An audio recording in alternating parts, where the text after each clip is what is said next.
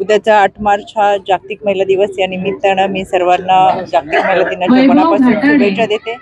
आणि आमच्या महिला व बालविकास मंत्री आदितीताई तटकरे यांना महाराष्ट्रातील महिला भगिनींच्या वतीनं विशेष धन्यवाद देते यासाठी की जागतिक महिला दिनाच्या पूर्वसंध्येला त्यांनी 4थे महिला धोरण जाहीर केलं आणि खऱ्या अर्थानं आमच्या मातृत्वाचा देखील सन्मान केलेला आहे। या अगोदर खऱ्या अर्थानं 9 महिने 9 दिवस गर्भात वाढलेल्या बाळाच्या नावापुढे आईने जरी बाळंतपणाच्या काळात सहन केले असले तरी नाव हा पित्याचं असायचं, पण या 4थ्या महिला धोरणामध्ये नाव आता मातृत्वाचं त्या आईचं असणार आहे आणि खऱ्या अर्थानं एक सृजनता आणि या मातृत्वाचा सन्मान या निमित्तानं होतोय।